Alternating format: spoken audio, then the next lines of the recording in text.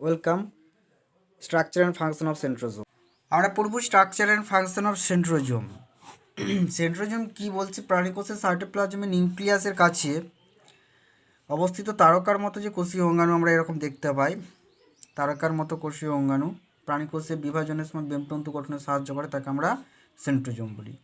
তো এই সেন্ট্রোজোমের স্ট্রাকচার যদি পড়ি, বলছে এর চারটি অংশ নিয়ে এর গঠন সম্পন্ন হয়েছে। চারটি গঠন কি কি না, একটি রয়েছে সেন্ট্রিওল, আরেকটি ভাগ রয়েছে কাইনোপ্লাজম, আরেকটি রয়েছে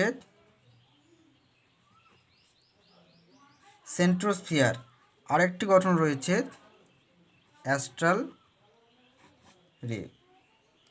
তো আমরা সাধারণত একটি সেন্ট্রোজোমের গঠনে যদি দেখতে পাবো যে এরকম কতকগুলি অনুনালিকার সমন্বিত পরস্পর সমকোণে অবস্থিত দেখতে পাচ্ছি আমরা, যে এটা যেখানে রয়েছে এর সঙ্গে এটি সমকোণে রয়েছে, একটি সমকোণী কোণ করে। তো এটি আমাদের হচ্ছে এই সেন্ট্রিওল। তারপরে ঠিক মাঝখানটাতে আমাদের অবস্থান করছে সেন্ট্রোস্ফিয়ার, আর এখান থেকে চারিদিকে ছড়িয়ে গেছে আমাদের অসংখ্য অ্যাস্ট্রাল রে। কাজের দিক দিয়ে সেন্ট্রিওল বলছে কেন্দ্রে অবস্থিত, মনে রাখবে তোমরা, 9টি ত্রয়ী অনুনালিকা নিয়ে গঠিত দুমুখ খোলা পিপের মতো পরস্পর সমকোণে অবস্থান করে। কার্নোপ্লাজম যেটা বলছে এটি সেন্ট্রোজোমের কেন্দ্রে সাইটোপ্লাজমীয় অংশটি, আর সেন্ট্রোস্ফিয়ার যেটি সেন্ট্রোজোমের বাইরের দিকে অবস্থিত সাইটোপ্লাজম, আর অ্যাস্ট্রাল রে বলছে সেন্ট্রোস্ফিয়ার থেকে বিচ্ছুরিত রশ্মিপথ অনুনালিকা সমূহ। এর কাজ কি? সেন্ট্রোজোমের প্রধান কাজ প্রাণীকোষ বিভাজনের সময় বেমতন্তু গঠনে সাহায্য করে, মনে রাখবে সবাই।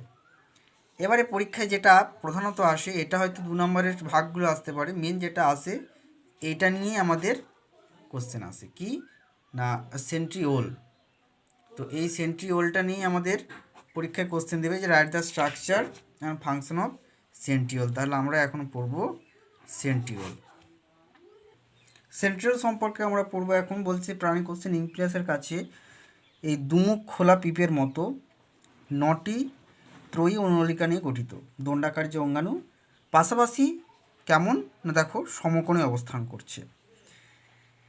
এই কোষ বিভাজনের সময় বেমতন্তু গঠনে সাহায্য করে, তাকে আমরা সেন্ট্রিওল বলছি। এই ডেফিনেশনটা আমরা আগে মুখস্থ করব, আর এই জায়গায় একটু জেনে নিই যে 9টি ত্রয়ী অনুনালিকা কেন বলছে। 9টি অনুনালিকা বলছে 3টি করে থাকবে, অর্থাৎ 1, 2, 3, আবার হয়তো এর সঙ্গে থাকবে 1, 2, 3, আবার 1, 2, 3, তা 3 3 কটা হলো? 9টা হলো। তাহলে এইভাবে পরস্পর অনুনালিকাগুলি অবস্থান করেছে। এরপরে বলছে যে এর আকার আয়তন কেমন, এটা দেখতে পিপের মতো আকৃতি। এর দৈর্ঘ্য সাধারণত 0.3 থেকে 0.8 মাইক্রোমিটার, আর এর ব্যাস 0.15 থেকে 0.25 পর্যন্ত মাইক্রোমিটার। এর পরমাণু গঠন আমাদের পরীক্ষায় আসতে পারে, তো সেখানে আমরা এর পরমাণু গঠনে একে বলছে মাইক্রো টিবিউলস, আর 2 বলছে লিঙ্কার, 3 বলছে ইন্ট্রাসেন্ট্রিওলার স্ট্রাকচার। তো এই 3টি গঠন প্রধানত নিয়ে গঠিত। তো মাইক্রোটিবিউলটা কি বলছে? একই জিনিস, সেন্ট্রিওলের প্রাচীরে 9টি ত্রয়ী অনুনালিকা নিয়ে গঠিত, প্রতিটি অনুনালিকা সমদূরত্বে 3টি করে উপনালিকা বা সাব টিবিউল নিয়ে গঠিত, যেটা আমি এই দেখালাম। অর্থাৎ প্রতিটি অনুনালিকা 3টি উপনালিকা সহযোগে একটি ত্রয়ী গঠন করে। বিজ্ঞানী থ্রেড গোল্ড যথাক্রমে ABC নামে তিনি চিহ্নিত করিয়েছিলেন। অর্থাৎ এখান থেকে ABC 3টি নাম দিয়েছিলেন, একবারে বাইরেরটিকে C। প্রতিটি উপনালিকা 250 অ্যাংস্ট্রম ব্যাস সম্পন্ন। উপনালিকাগুলি প্রত্যেকটি 13টি করে গ্লোবুলার উপএকক নিয়ে গঠিত, মনে রাখতে হবে কটি করে? 13টি করে উপএকক নিয়ে, এবং প্রত্যেকের ব্যাস তাদের 40 থেকে 45 অ্যাংস্ট্রম। আচ্ছা, লিঙ্কারটা কি? প্রতিটি ত্রয়ী অনুনালিকার উপনালিকা তার ত্রয়ীর উপনালিকার সঙ্গে একটি ঘন প্রোটিনের পদার্থের যোজক দিয়ে গঠিত, তাকে আমরা বলছি কি? লিঙ্কার। অর্থাৎ আমরা এই জায়গাটাকে লিঙ্কার বলছি, যে একটার সাথে একটা যুক্ত আছে, এই জায়গাটাকে লিঙ্কার বলছি, এই জায়গাটাকে বলছি লিঙ্কার। এবার ইন্ট্রাসেন্ট্রিওলার গঠনটা কিনা, প্রস্থচ্ছেদে সেন্ট্রিওলের কেন্দ্রে একটি গরুর গাড়ি চাকার মতো গঠন দেখতে পাওয়া যায়, যাকে আমরা এটা কার্ট হুইট মডেল বলি আমরা। আর এই চক্রাকার কেন্দ্রীয় দণ্ডাকার অংশটিকে কেন্দ্রীয় দণ্ড বা আমরা হাব বলছি, সেটা এই জায়গাটাকে বলছে সাধারণত। এরপরে বলছে না, এই হাব থেকে দেখো এইভাবে স্পোকের মতো 9টি অনুনালিকা মানে উপনালিকার সঙ্গে যুক্ত। তো সেন্ট্রিওলকে বেষ্টন করে 2টি আবর্তে 9টি করে বাল্বের মতো স্ফীত অংশ অনুনালিকার উপর থেকে নিচে সংলগ্ন, যাদেরকে সেন্ট্রিওলার স্যাটেলাইট বলে। মানে অর্থাৎ এই জায়গায় যে অবস্থান করে, এই জায়গায় এরকম স্যাটেলাইটগুলি অবস্থান করবে। ঠিক আছে, তো এটা আমাদেরকে দেখতে হবে।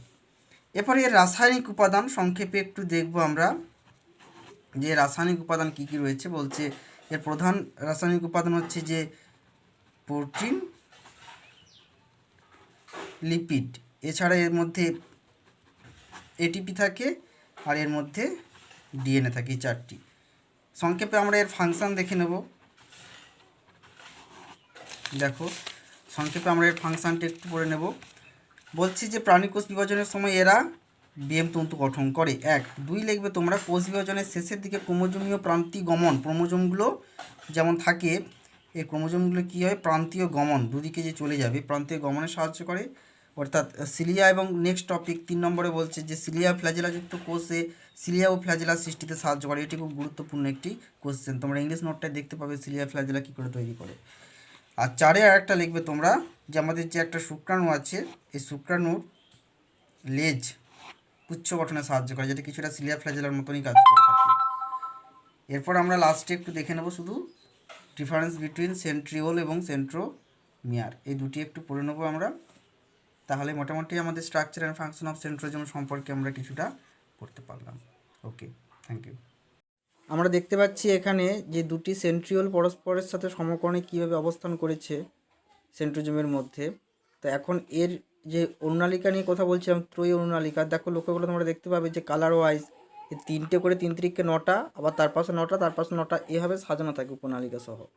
তো এখন এর গুরুত্বপূর্ণ ফাংশনগুলির মধ্যে একটি ফাংশন আমরা যেটা দেখতে পাচ্ছিলাম কি না, সেল ডিভিশনে বেমতন্তু গঠনে সাহায্য করে, সেটাই আমরা ভালোভাবে দেখে নেব। দেখো এখন এই যে দুদিকে দুটি সেন্ট্রোজোম বা এক জোড়া সেল ডিভিশনের সময় কী হয় না, পরস্পরের কোষের বিপরীত মেরুতে পৌঁছে যায়, অর্থাৎ ডিভিশন হয়। তারপরে দেখা যায় কি না, এখানে অ্যাস্ট্রাল রে তৈরি করে, অ্যাস্ট্রাল রে দুদিকে মিলিত হয় এবং মাঝে যে ক্রোমোজোমগুলি থাকে সব অ্যাস্ট্রাল রে বা বেমতন্তুর সঙ্গে যুক্ত হয় না, কিছু কিছু বেমতন্তুর সঙ্গে তার সেন্ট্রোমিয়ারের সাহায্যে ক্রোমোজোমটি বা কাইনেটোকোরের সাহায্যে যুক্ত থাকে। যেমন এখানে আমি একটি দেখিয়েছি, বা পাশে আমরা আরেকটা দেখাতে পারি।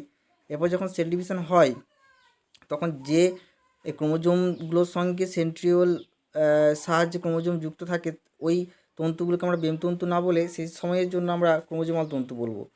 তারা দেখো ক্রমশ সংকোচনের ফলে কী করছে না, দুটো ক্রোমোজোমকে পৃথক করে দিচ্ছে। এইভাবে ওরা সেল ডিভিশনে সাহায্য করে। অ্যানিমেশনে